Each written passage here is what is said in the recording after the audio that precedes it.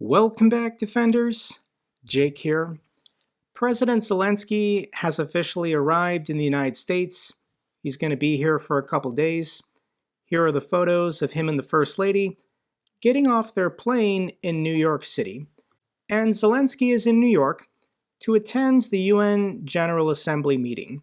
He's then going to fly to Washington, D.C. to meet with President Biden, members of Congress, military leadership, American businesses, journalists, and members of the Ukrainian community.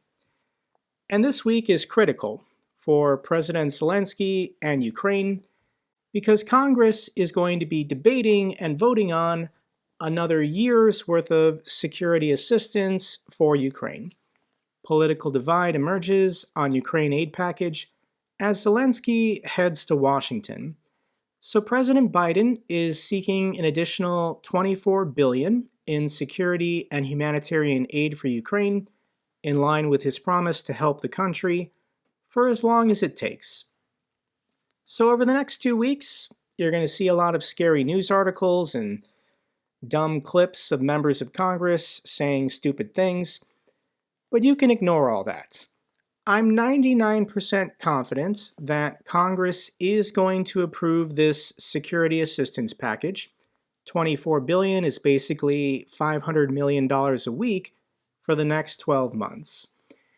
And President Zelenskyy really only has to meet with and convince one person, Speaker of the House, Kevin McCarthy. And based on statements McCarthy has been making the last couple months, I do think he's going to schedule and allow for a vote. That's all he has to do. He doesn't even have to vote for it. All Speaker McCarthy has to do is schedule a vote, and there's enough members in both parties that will vote for this aid package. And voting for this aid package is a no-brainer. And I can explain it with this article headline. Poland to buy 486 HIMARS launchers from Lockheed Martin. So the United States donates a couple dozen HIMARS launchers. The entire world gets to see how effective US-produced military equipment is. Then nations around the world place mass orders, easily covering the cost of the equipment donated. This is a no-brainer for any member of Congress. If you like growing the US economy, if you like generating jobs and generating tax revenue, you have to vote for this security assistance package for Ukraine. So that's basically why I think it's definitely going to pass. This is good jobs, this is good tax revenue, this is a no-brainer. So I do want to emphasize the incredible leadership of President Zelenskyy. When he got off the plane in New York City, the first place he went to was a hospital that's treating Ukrainian veterans. This is something President Zelenskyy does all the time, meeting with wounded heroes. I'm sure there are hundreds, maybe thousands of disabled Ukrainian veterans who have come to the United States to receive medical treatment. This is something that President Putin's never going to do. He's never going to get off a plane, go to a random hospital, and then start talking to wounded Russian soldiers. President Zelenskyy is also on a media blitz. He did 60 Minutes last weekend. I'll link this clip down below. I watched it. And the interviewer asked, the questions you need to ask, which are very difficult. President Zelenskyy was asked, will Ukraine ever give up any of its territory to secure peace with Russia? Zelenskyy answered this correctly, no. And the core of the argument that I think people need to reframe is that it's not about giving up territory. It's about giving up people. Russia invaded Ukraine not just to steal their land, but to steal their people and Russify them. Millions of people have been forced deported back to Russia, being held in political filtration camps, Russifying them, blasting the Russian national anthem at them every day, not releasing them unless they accept a Russian passport and Russian citizenship.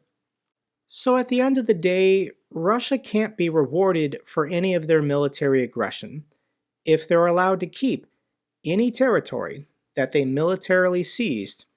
The lesson they'll learn is they can take more territory through military force, whether it's the Baltics, Poland, the Caucasus, Central Asia. Russia has to learn their lesson today, and they have to stop these wars of aggression towards their neighbors.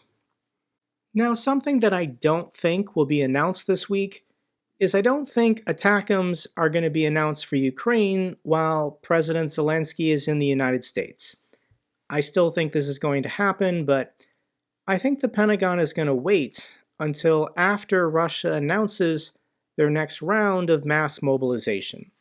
Here is a fantastic thread on Twitter by independent security analyst Colby Badhwa, and it's 72 posts in this thread.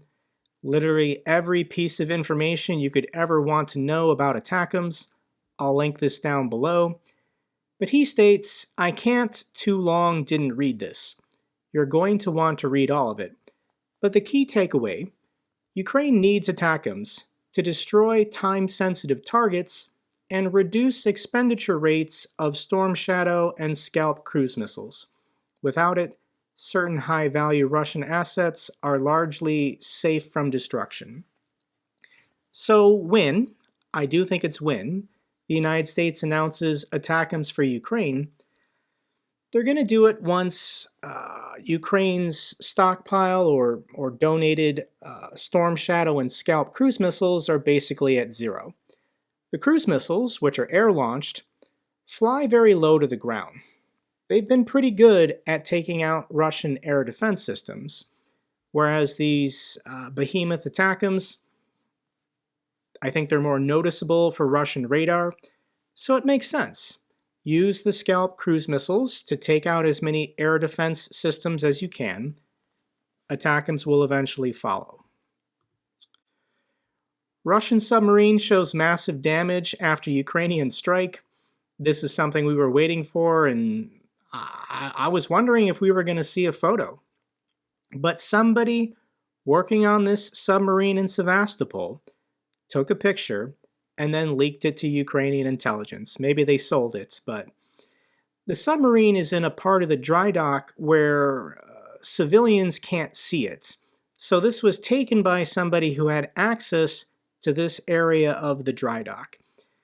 And as you can see, the destruction is devastating.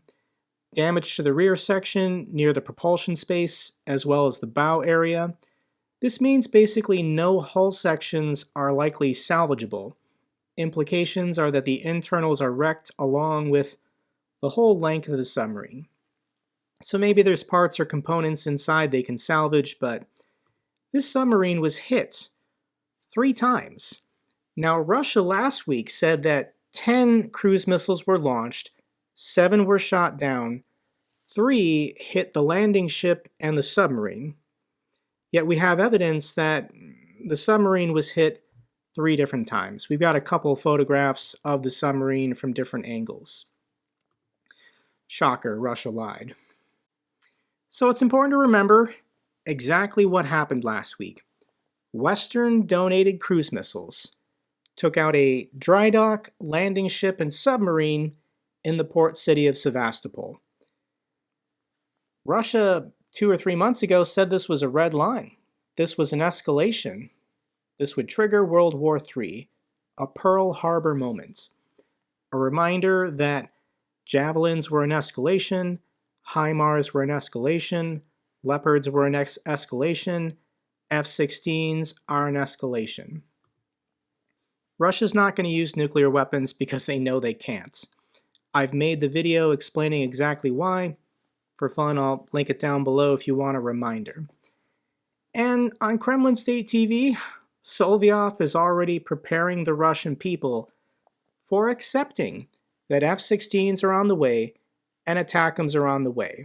He's already talking about this on his broadcast. Let me read this for you. How much can the 50 F-16s, which the West are promising to supply to Ukraine, and the ATACMS long-range missiles affect the war spectrum? So Solyov is talking to this guy who's calling in on his phone. This is what the guy says. First of all, even when the F-16s will be there, they will change nothing drastically, because this airplane is far more sophisticated than anything Ukraine currently has. Its ground handling is very expensive. Right now, flying an F-16 requires 16 hours of work by Western technicians, a sufficient number of spare parts, and all the equipment, which Ukraine does not have and is unlikely to have. By the way, it is not F-16s that are shown on the screen, but Phantoms. So they're not even showing F-16s during the broadcast. Second, they won't have enough pilots for F-16s. The airfields with F-16s will be under constant fire. The pilots' jobs could be tough. That's what could be with F-16s. So 3 months ago, Solyov was saying if the West sends F-16s, they're going to nuke Ramstein Air Force Base, they're going to nuke London. Now they're saying on Kremlin State TV it changes nothing and it's not a big deal. Russian troops withdraw from Norway border and drop since the start of the war, according to official. So Norway has said Russian forces have pulled back from its border in the Arctic, claiming the number of soldiers Moscow has there is 20% or less compared to the start of the war. This is very important for dispelling Russian propaganda, but let me play for you the clip of Army General Erik Kristoffersen. He is the Norwegian Armed Forces chairman. President Putin knows very well that NATO is not a threat against Russia. He says that, but he knows that we are not threatening Russia. Neither Norway, nor Sweden, or Finland, or Poland, we are not threatening Russia. If he believed that we were threatening Russia, he couldn't have moved all his troops to Ukraine to fight the war there. So on our border, on the Norwegian border, there is maybe 20% or less forces left than it used to be before 24th of February 2022. So he has taken that risk because he knows that NATO is not threatening anyone. NATO was never threatening Russia. NATO was never going to attack Russia. Russia knows this. Russia has 6,000 nuclear warheads. That's a pretty strong deterrent. Russia was never feeling threatened by NATO. That's why they're comfortable moving all of their troops and military assets off the NATO border to send them to Ukraine. This is a war of imperialism, a war of expansion. Russia is trying to redraw the maps, and they just want to steal Ukrainian territory. And while we're on the topic of Russian lies about this war, let's quick talk about the 2014 Revolution of Dignity, the Maidan Revolution. Viktor Yanukovych was the pro-Russian president in charge of the country at the time, and this was a spontaneous, organic revolution of ordinary Ukrainians fed up with their corrupt government, their pro-Russian government. Now, Russia will tell you that this was an illegal revolution sponsored by the CIA, sponsored by the United States. The West instigated this revolution, a coup, and tricked the Ukrainian people into doing this. My response to that is, if the West organized this revolution, if the United States planned the whole thing, then why didn't we give the Ukrainians any military equipment after the revolution occurred? President Obama in 2014 did nothing. He sent no military equipment to Ukraine after the revolution. So the proof is, if the West was behind the 2014 revolution, we immediately then would have started sending military equipment so the new government could protect itself. We didn't do that. The United States didn't do that because we had nothing to do with it. This is the Ukrainian people exercising the right to free association, to want real democracy. to throw off their old Soviet corrupt past and have closer ties to Europe and the European Union. What else is going on? Russia's tank situation is bad, and it's only going to get worse, according to new research. French researchers have scrutinized thousands of Russian satellite photos and corporate records and concluded that if rate of attrition goes on, Moscow could run out of tanks by 2025. So this was a French-based organization that used satellite images and published Russian sources to come up with this conclusion. The IAR's conclusion is that Russian tank reserves are dramatically lower than the Kremlin would have outsiders believe. It contends that a realistic evaluation of Moscow's tank stockpiles and its lack of industrial capacity to replace battlefield losses has resulted in a widening and impossible to close gap. This is why the Kremlin and their stooges in the West are calling for a ceasefire, why they want a peace negotiation talk or a freeze in the conflict, is because Russia knows they're in trouble. They lack the industrial capacity and especially the components and electronics to make their most modern tanks.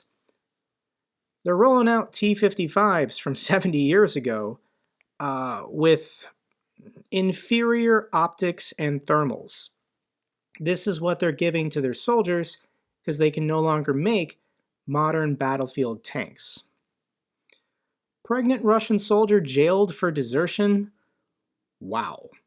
A pregnant woman has been sentenced to 6 years in jail for evading mobilization. In the first case of its kind, despite her pregnancy, she was convicted for failing to appear when she was summoned to her units. So one, Russia tried to mobilize a pregnant woman into the military to send her to Ukraine, and two, when they found out she was pregnant, they decided to prosecute her, and she's now being sent to jail despite being pregnant and also a mother of another child. It's pretty messed up, but Russia is striving for new heights. Here's another video of family members, wives and mothers of Russian mobilized men appealing to Putin, begging for help. Relatives of mobilized Russians say that their men are being forced to defend themselves not only from the enemy, but also from their own side, who should be helping, not killing them. They say that medical and logistical troops are being sent right to the front line. I'll link this thread down below if you want to check out the videos, but this is all that we hear, is that all of Russia's real infantry are dead, and they're constantly repurposing people from other career fields. Artillerymen, logistical troops, medical soldiers, and sending them to the front lines to sit in trenches and be used as cannon fodder. So let's get to the good news for Ukraine. My body, my business. Ukrainian lawmakers move to legalize pornography. Okay. Artist Maria Temchenko was planning to open an art gallery to show her works in Kyiv when she found herself facing criminal charges for allegedly distributing pornographic content. After someone shared her erotic paintings on Telegram, the 37-year-old artist says she was looking at up to 3 years in prison and $1,800 in fines for the distribution of pornography. Her plans shattered and she left Ukraine to go settle in Germany. Lawmakers and advocates say this has to change. In their view, the decades-old prohibition on pornography harms ordinary citizens by going after them for consensual sexual content, wasting state resources in the process. I support this. If Ukraine wants their laws to be comparable to the United States or the European Union, then yeah, I don't think they should be wasting state resources to prosecute people for sharing content between consensual adults. Those are the key words. No one should be trafficked. No one should be forced. Everyone needs to be an adult. But beyond that, let people just be people. Germany announced a new military aid package to Kyiv worth 400 million euros. Thank you so much, Germany. South Korea will transfer 2 of these K-600 Rhino armored mine-breaking vehicles to Ukraine. The DMZ was the most heavily mined area in the world prior to Ukraine, so I think the South Koreans know a thing or two about mines. Final feel-good clips. The first one is a funny one. These are Russians inside of a clothing store upset by a piece of clothing they think is from Ukraine. These are Russians demanding to know why articles of clothing from Ukraine are being sold in the store. So let me see if you can catch their mistake. Фамилия. Улица Скобелевская, 20. И здесь я обнаружила одежда, которая с Украины продается. На каком основании это? Вы знаете, цена 499. Это просто возмутительно. Я очень прошу, чтобы с этим разобрались. Вот еще одна куртка продается в магазине по адресу улица Скобелевская, 20, город Москва. Фамилия. So have you figured it out yet? It says right here, Spirit of Scandinavia, and that's the Swedish flag. The Swedish flag is also blue and yellow, but people in Russia are in such a hysteria. If they just see these 2 colors together, they immediately start freaking out. Final feel-good clip is just the boys going for a ride.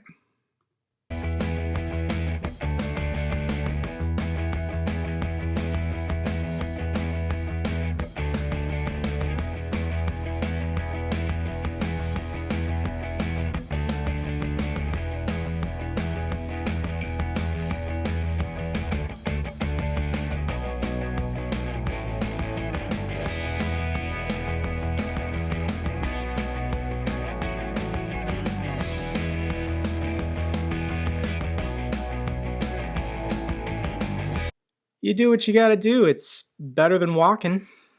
That's all for this update video. Glory to Ukraine, glory to the heroes. If you found this video informative, give me a thumbs up. Best way to support the channel. Comments and questions, let me know down below. I love hearing from you guys. Till the next video, keep defending the truth, keep defending democracy.